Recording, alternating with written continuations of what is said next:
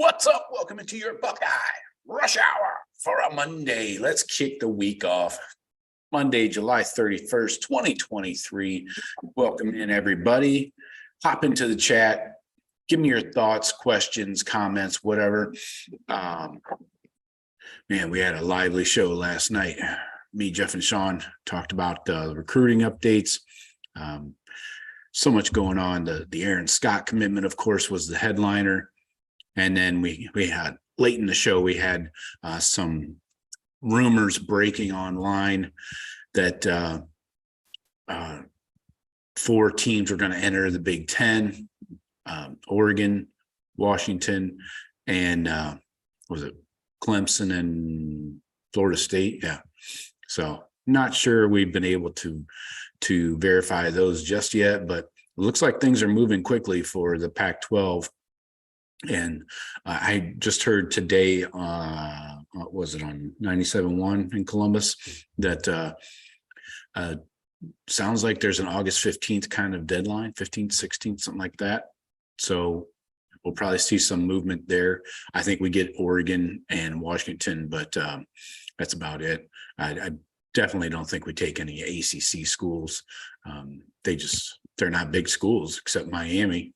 And if the Big Ten has a hard on for that AAU crap, Florida State doesn't even have that qualification. I think Clemson might, but regardless, I'm not concerned about it. So we'll do a show dedicated to blowing up the Pac-12. We'll send her out the right way, but nothing new on that realignment front just yet. I got a question for you guys. This is kind of off the related to the topic, kind of. Hit me up with your answers, your responses in the chat or in the comments if you're watching this after the fact, after the live show. I know a lot of you guys like to go back and rewatch the show, but question for you: is Tim Walton the best recruiter on the defensive staff right now? Yes or no? So, all right, we're going to get into SummerFest in the Shoe from Friday. Got some recruiting updates. We had a lot of visitors there. Buckeyes really are going heavy on the O-line recruits at this event. Apparently, there was a home run derby that Ryan Day won. Sounds like a setup to me. They had to hold it inside the WAC for some reason. Maybe they had bad weather coming through or something, but didn't know. I forgot that Ryan Day played catcher in high school. So apparently he won the home run derby. The recruits were not happy about that, I'm sure. But then we had the Chris Henry commitment, big surprise that it happened last Friday. So it wasn't a surprise that he committed to the Buckeyes. It's just the timing was out of left field. So 6'5", 185, soon to be sophomore. Definitely going to be a 5-star, if not this year, maybe after a year of rankings and camps and ratings and all that shit. So talking about the O-line at Friday's event, 2024 tackle commit Ian Moore. He spent a lot of time hanging out, excuse me, with 2025 O-lineman Matty Augustine. And then also Carter Lowe, and he's from Toledo Whitmer, and Rowan Byrne. He's from New York. He's another 2025 lineman. So these 3 guys are high priorities for the Buckeyes in the O-line room. And Rowan Byrne actually earned an offer Friday night from the Buckeyes. So let me run through these guys and their measurables. Matty Augustine from Greenwich, Connecticut. This is the same school that Miles, damn it. I knew I was going to fuck that up. Miles Walker. Yes, Miles Walker. Same school. Got it. Brunswick High School, Greenwich, Connecticut. Barely made it through that one under the wire. So anyways, Matty Augustine, 6'7", 260. They make him big up there. He's an 8'9", 08 and nationally ranked number 336 and number 27 tackle in the class. I'm guessing Justin Fry likes what he sees, and I assume at some point Matty Augustine is going to be climbing those rankings. I don't see us offering a 25 number 336 player very often if he's, going to stay a 3-star. So anyway, Rowan Byrne, the other guy, 6'6", 290. He is from New Rochelle, New York, not to be compared to Old Rochelle. No rating yet for him, but good size, obviously. Got that tackle body, 6'6". Then the other guy from Toledo Whitmer, Carter Lowe, 6'5", 290. I know Michigan's in on him big time. He's a 4-star right now, 9'3", 5'9", nationally ranked number 164, so a top 200 kid at tackle, number 15 tackle in the class, and number 16 player in the great state of Ohio. Rowan Byrne had this to say. He said, quote, "All the offensive linemen, when the SummerFest stuff started, I was with the offensive line the whole time, talking and getting to know each one. And that was really great. I think it's important, the camaraderie you're going to have with the offensive line. If I was able to build a relationship with the other offensive linemen in my class, I think that'd be great." All right. So the Buckeyes feel Carter Lowe is a very important recruit to get on campus Friday. So they achieved that, and they feel like they had a great visit with him. Lowe visited Michigan State on Saturday and then Michigan on Sunday. So looks like he's so far just traveling around the Midwest, getting to know the local teams. We'll see if he branches out and becomes a national recruit at some point. Again, he's from Toledo, so not a far drive to any of those schools. And then Matty Augustine's teammate, Ethan Long, came to Ohio State for the second time in the last 6 weeks. He also plays at Greenwich Brunswick High School in Greenwich, Connecticut. Former teammates, obviously, with Miles Walker. Ethan Long said that the Buckeyes offer changed his recruitment, and he's taking it very seriously. Augustine and Long visited Notre Dame on Sunday. The Irish look to be the top competitor right now for those two guys. Also had Dorian Brew, in-state guy, visited the Buckeyes on Friday, made his first visit to Ann Arbor to see Michigan on Saturday and Sunday. His mom did not visit with him, and she will be playing a key role in his recruitment, though. So as we've seen, the moms are very important in recruiting and sometimes will make that final decision. Buckeyes are going to be hard to beat. Tony Alford's excellent recruiter. We know that at the running back position. But Dorian Brew also has offers from Notre Dame and LSU. Pops went to LSU. Mom was a track star at Ohio State. So you got a little house divided there, kind of. Dorian Brew, 6'2", 185. 6'2", that's kind of tall, but not bad. From Clayton, Ohio, Northmont High School. He's a 9.840, nationally ranked 28th player in the class, number 5, and number 1 player in Ohio. Also, you had tight end Luka Gilbert, Southwest Ohio kid, also visited Michigan for the first time this weekend, 6'8", 233. From Lakota West down in Westchester. He's a 9.333, nationally ranked 174, number 4 tight end in the class, number 7 player in Ohio. 2 guys that did not make it are teammates up in Cleveland Heights, running back Marquise Davis and D lineman Brandon Caesar. No idea what happened there, but Marquise Davis does have an OSU offer. He's 6', 190. He's nationally ranked 9.418, number 140 in the class, number 14 running back and number 4 player in Ohio. Then the D lineman Brandon Caesar, 6'4", 250. He's an 8.700, nationally ranked 416, number 40 D lineman, number 13 player in Ohio. Does not have a Buckeye offer, and if you don't show up on campus, it's hard to get one. One guy I did want to throw out here that Brian Hartline has his sights newly set on, and that is Chance Robinson, wide receiver, current Miami commit. He's from STA, St. Thomas Aquinas, down in Fort Lauderdale. Committed to Miami back in April. He's 6'1.5", 190, by the way. He is a 9.370, so a nice solid 4-star, nationally ranked 151, number 23 wide receiver, and number 24 in the state of Florida.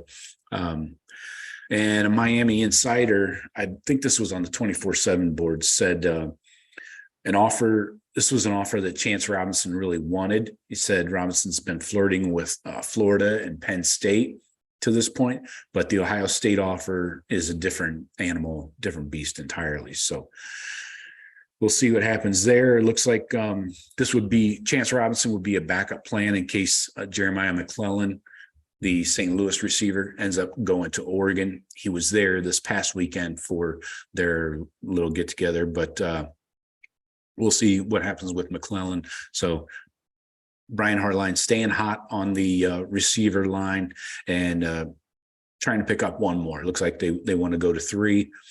Looks like 4 is probably not in the cards as far as the receiver recruiting goes. So let's pop in the chat and see what's happening. Oh, yeah. What's up, boys? Excuse me, miss. We got Billy, first one in the door. PC right behind him.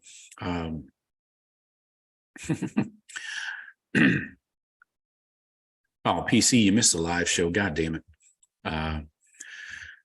Temper's in here. Of course, Temper.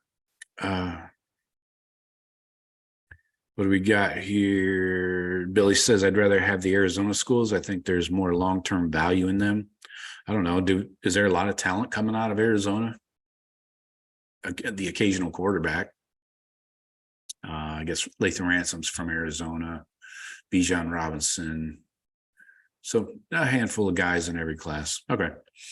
Just had to run that through my brain. PC says, no, ACC is still out for now, maybe 5 years, unless someone wants to go drop some serious coin to get out of the grant and rights. Yep. Yeah, I agree. Forget about Clemson, FSU, the entire conference.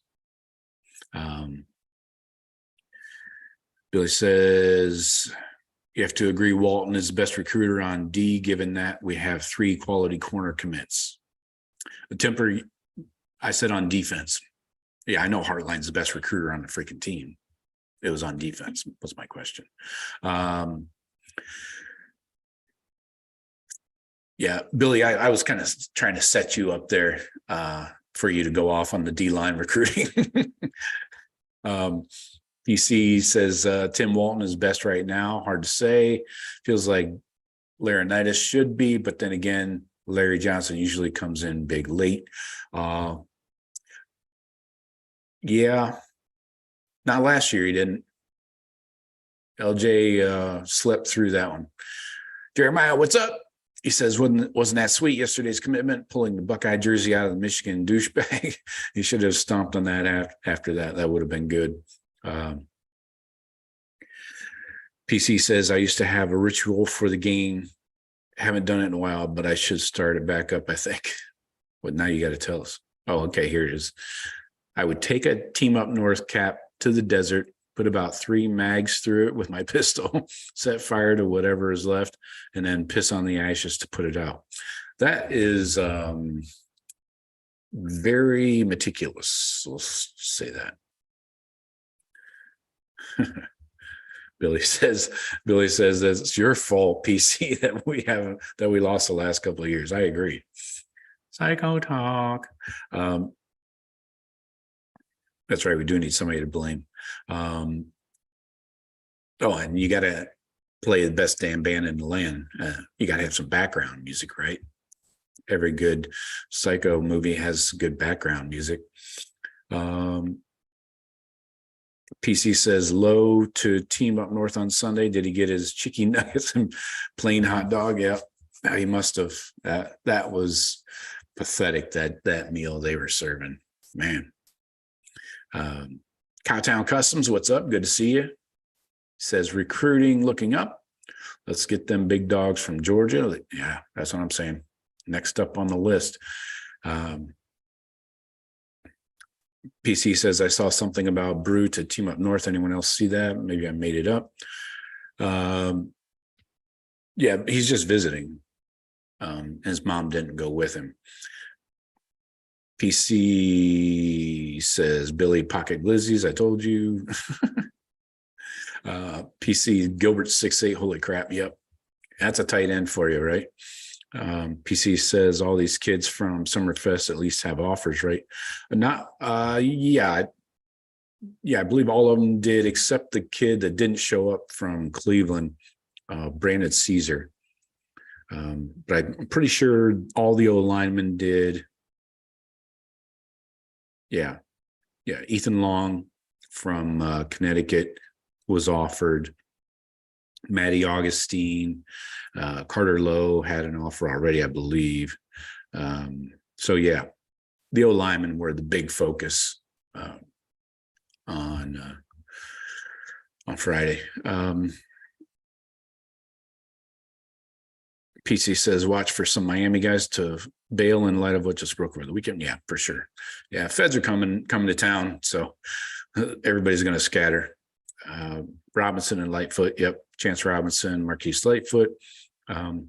Larry Johnson said to Marquise Lightfoot that he was not going to stop recruiting him even after he committed. So not a big surprise. Temper says we're loaded from now on. Only offer 5-star or high 4-star recruits. Only 5-star for linemen unless special. Yeah. Still in it for Brandon Baker in the 24 class. No decision date yet on him. I know I'm just giving you shit, PC. I know you can't do the live shows all the time. Billy says, I can't mention defensive recruiting because Joe will shame me. I'm not shaming you. I just know your pressure points. This month, OSU got 2 corners and a D tackle, 2 of the most coveted positions in the game. Excellent point. Yakov 22, bringing in excellent knowledge and some perspective there. PC says, got to give us a rundown of who's next for recruiting. I think Bolden is next up to announce, right? Yep. Yeah, I ran through that last night, but I can go through it again. I pretty much have it all memorized. So Bolden is Saturday, August 5th. I'll double check on the time and I'll post it here on YouTube. I'm pretty sure it's like 7 p.m. So anyways, I'm going to try and live stream that again. We got a good turnout this past weekend for the Aaron Scott commitment video, streaming off of his Instagram. So we will try and get the KJ Bolden live stream going on Saturday. I'll try and stay relatively sober so I can get everything working properly. So look for that. And then, so that's the 5th. Then we got the only other scheduled announcement is August 22nd with Edric Houston, the lineman from Georgia.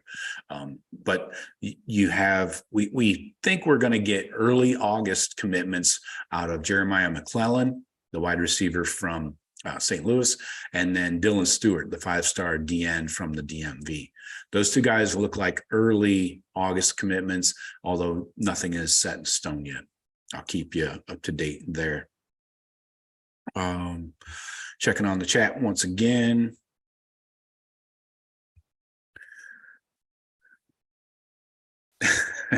Billy, I can't mention we only have 1 D-line recruit, Yakov. You can mention it, Billy.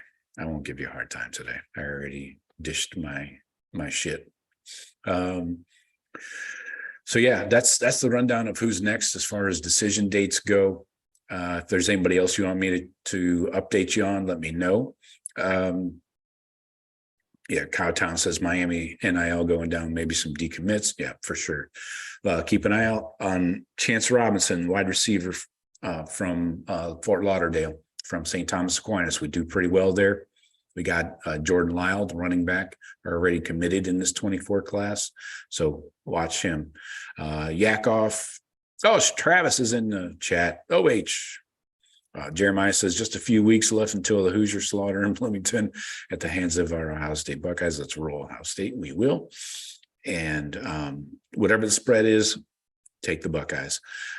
Yak off, I'll call it here. Chris Henry will reclassify to 2025. That said, when I was in high school 30 years ago, you couldn't reclassify to the next year, even if you had top grades.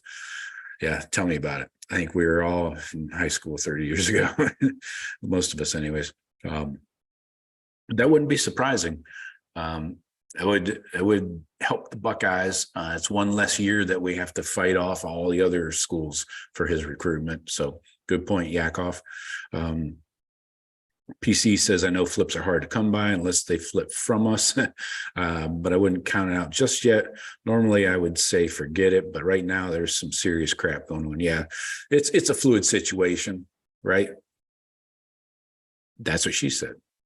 As always, especially in this NIL era, and nobody has signed on the line that is dotted yet. So there's still, what we got, 4.5 months. Yeah. Middle of December is the first signing period. So once they put pen to paper, then we're in good shape. So flipping is going to be with the NIL space and all the cash flying around, bags on bags on bags. Flipping could be easier now than ever, but we'll see. PC says you might be right. Yakov seems to be a trend lately. Yeah. Billy says tomorrow is early August. Thank you, Billy. Always pointing out the facts. Yes, I do realize that. How many days till week 0? That's a good question. There's garbage teams on week 0, I think. Billy says Heartline could turn most 3-stars into first rounders. Yeah, sure.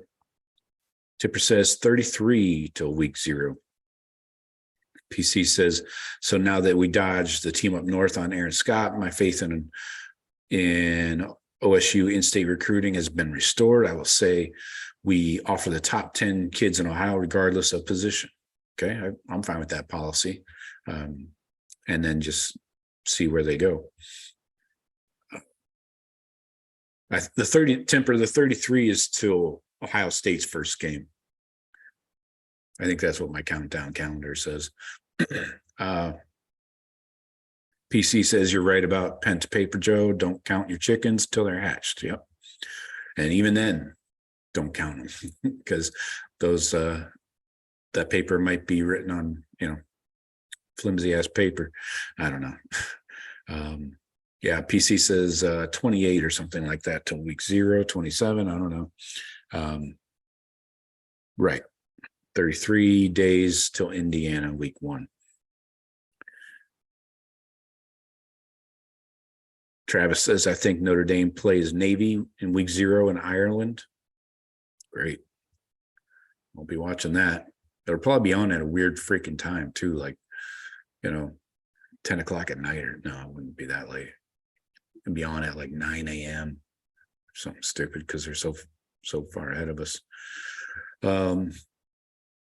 What else? Any other recruiting things you guys want to discuss here in the 24 class? I know this show is mostly about the 25s, but I'm keeping an eye out for any new offers that the Buckeyes might put out for the 24s. It's not going to be much, we're pretty much locked up on most positions, but wide receivers, one, obviously D-line, right, Billy? Linebacker, if somebody pops in the linebacker position, they might put an offer out, and it may go into the regular season. Once the season gets rolling, somebody might jump off the film. And Brandon Baker is still out there. He's an Oregon legacy, and he's a little bit of a different kid, so he might do something somewhat unpredictable, and the Buckeyes are in it for him. I think it's from what I keep hearing, 50-50, right down the middle, Oregon and Ohio State. I don't think he stays home and goes to like USC or something like that. Gerby Lambert, we're pretty much out on him. He's in Notre Dame, pretty much lock, I would call it. So yeah, We got 3 corners. I think we're good there. Safeties, we could pop another safety, especially if we don't get KJ Bolden next weekend. I think Zaquan Patterson, the Chaminade Madonna safety, teammate of Jeremiah Smith, I think he was at Michigan over the weekend for that lovely 5-course dinner.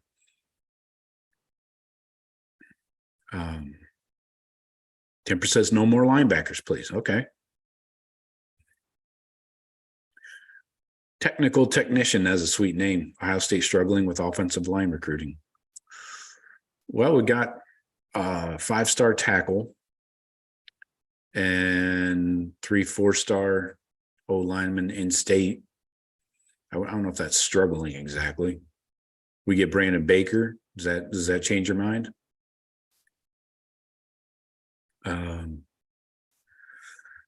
PC asks, Joe, what is the draw to Notre Dame? Why do we seem to be competing for kids with them lately? Well, it's mostly, I think the religious aspect is a huge one. Oh, by the way, I watched Netflix the other day, the Manti Te'o story. That was fucking crazy. Jeez, you guys remember that? Lene, whatever. She was that dude that was acting like a woman was a Tuiasosopo, brother of Marcus Tuiasosopo, quarterback for the Raiders. Insane story. Anyways, been a while. Notre Dame is Marcus Freeman, excellent recruiter. You know, he's a good one. He's obviously a former linebacker, so getting KVA last week, not a big surprise. And religion is huge in some families, you know. I think that's the only reason that Notre Dame's really competitive with us. Grades, yeah, if you can get into Notre Dame, you got the grades, great, go ahead. But they're not going to get enough. We're not going to go head to head with them for everybody, you know. They're not getting 5-star quarterbacks, you know, 5-star receivers, 5-star running backs. There just aren't enough of them out there.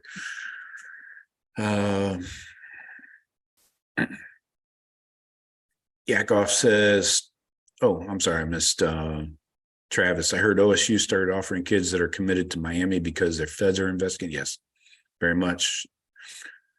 Yeah, that class probably will collapse.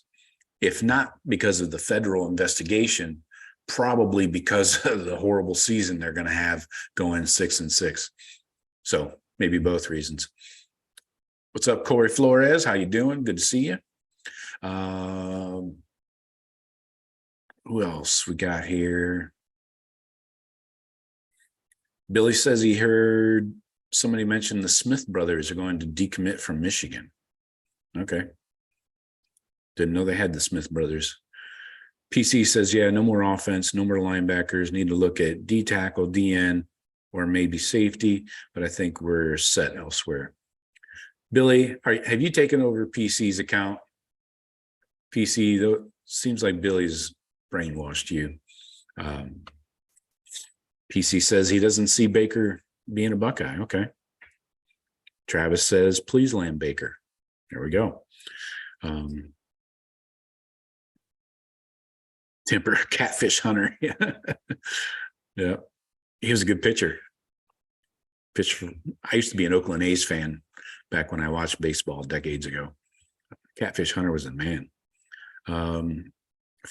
Billy says if we get Baker and McClellan, that would be an awesome offensive class.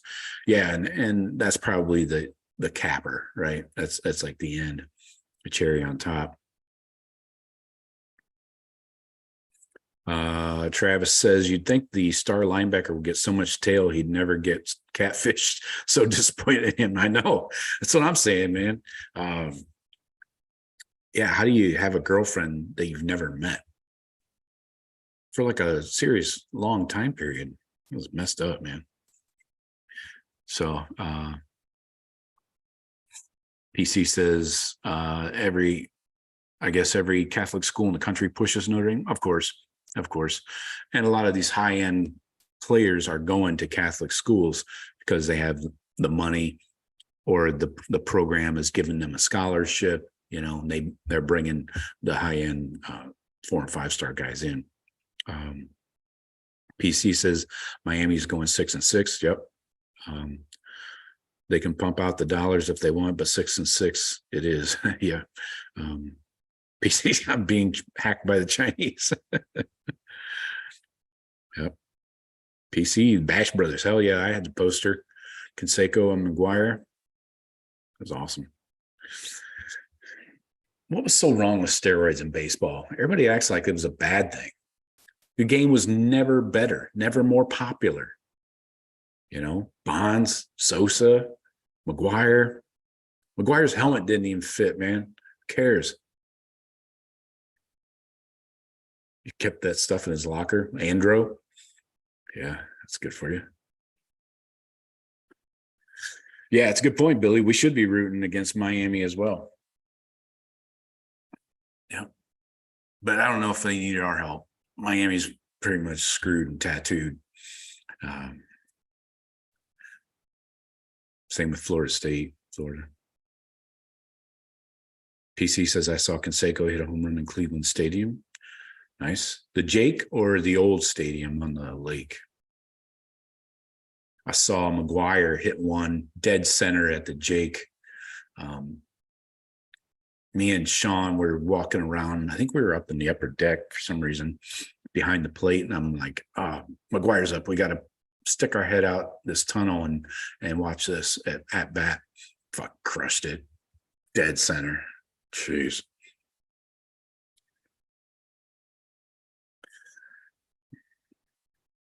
Travis, yes, you can mention how well the Reds are doing.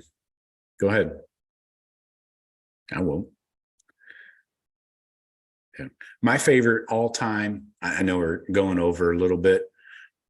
My favorite all time Oakland A, and he's a well-traveled, been around the block, been around a lot of teams. Ricky Henderson, hands down, stealing 100 bases a season. Are you fucking kidding me? And then he'd go yard 30 times a season, 30 plus. Yes, he was on the juice. Who cares? He's fast as fuck.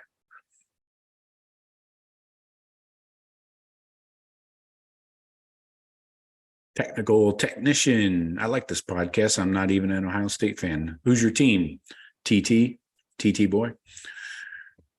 Are you a Michigan fan?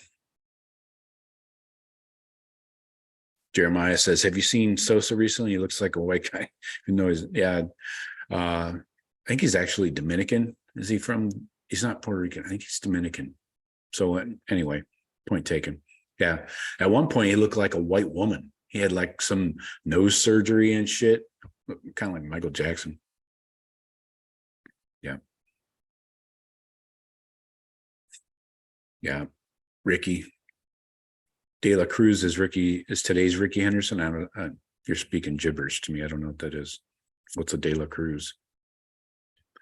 Cowtown says, I went to Catholic school and it was heavy recruited by a prep school out of 8th grade. Nice.